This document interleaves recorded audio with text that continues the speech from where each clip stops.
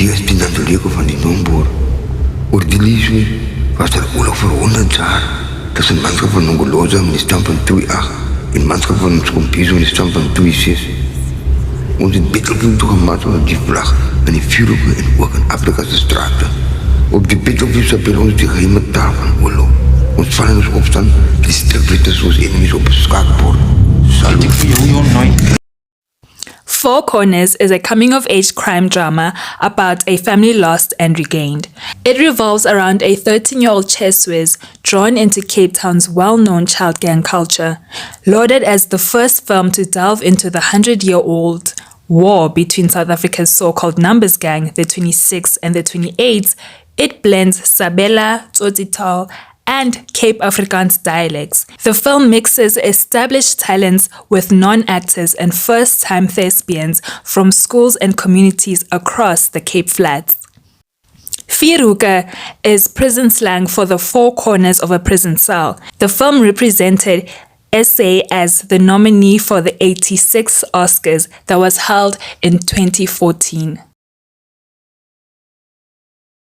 There are a lot of elements that went into making Four Corners as realistic, interconnected, and immersive as it was. I didn't know what to expect, and I definitely did not see it play out as it did, even after I made so many assumptions every time a new character was introduced. As I followed Farrakhan and Ricardo around, it became clear that one of the main themes in this film is revenge. Obviously, we don't have a traditional hero to root for, and Farrakhan was definitely a product of his environment, and his choices led him to jail. But we have also been conditioned to look more benevolently at criminals who, quote-unquote, serve their time and paid their dues. And we have some faith in the supposed nature prisons have to reform amabanditi.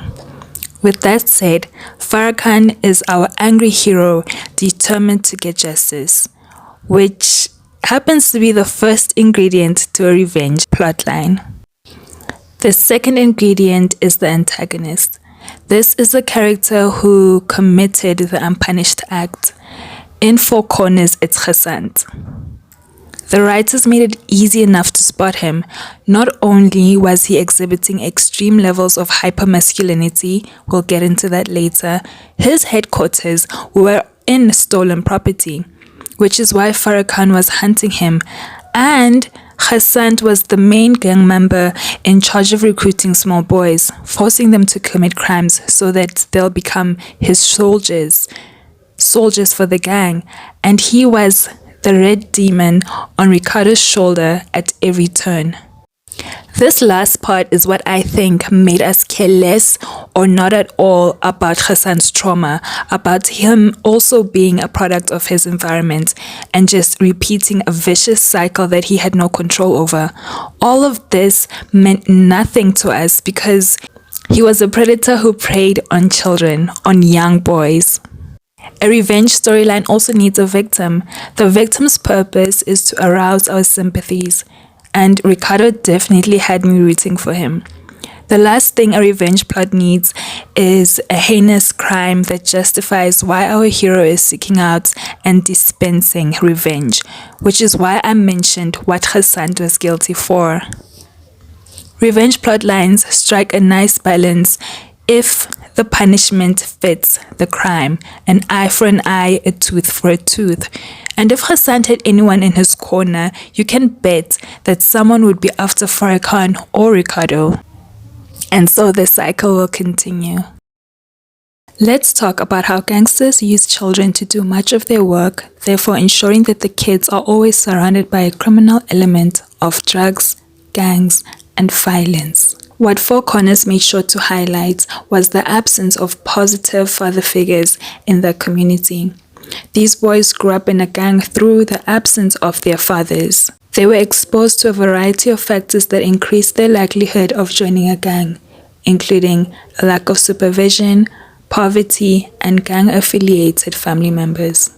And as they move along this path, they hit certain milestones: adult incarceration, substance abuse, financial insecurity, and negative behavioral and mental health outcomes in adulthood. Ghassan and Farrakhan were Ricardo's future, and he was their past. The 3 stages of growing up in a gangland, being exposed to chronic violence, and instead of being overwhelmed by it, they adapt and become psychologically desensitized to violence. These environments lead kids to seek some form of safety and protection, which they ultimately find in gangs. The South African Child Gauge says gang warfare and interpersonal violence is the cause of death of 60% of boys aged 15 to 19. In the middle of 2019, the South African National Defence Force moved in to guard the residents against the high levels of gang-related violence. In order to understand gangsterism in this area, one needs to consider the history of Cape Flats. The presence of perceived masculinity does not replace the root of the problem, which is absent fathers. In the absence of role models, positive role models, how do young men assert their masculinity? They do it through hyper-masculinity. Hypermasculinity is when men try to overcompensate for their insecure gender identity by increasing their aggressiveness and violent behavior. Hypermasculine men should always be ready for a fight, should never show fear or pain, and should appear in charge of all situations. Upper Mzansi, we have high levels of violence. This is likely due to the sense of powerlessness and aggression that comes with poverty, as well as the hypermasculinity that emerged as a means to overcompensate for the lack of masculine training the boys are missing from their absent fathers. Men perpetuate and are victims of interpersonal violence between themselves. What this means is that men tend to cause more harm to each other, and that men are more likely than women to perpetuate nearly all types of interpersonal violence. It has been found that young males are predominantly both the perpetrators as well as the victims of violence, and this is called the victim-offender overlap. In many studies, young men have identified violence as an important way to display power and to prove their masculinity in their communities. It's a cycle. It's a cycle that Four Corners portrayed beautifully. And we can't talk about the beauty of this film without talking about the great work the cinematographer Vicky Turnip did. She created an atmosphere that felt cold, dark, and gloomy even when there was color around.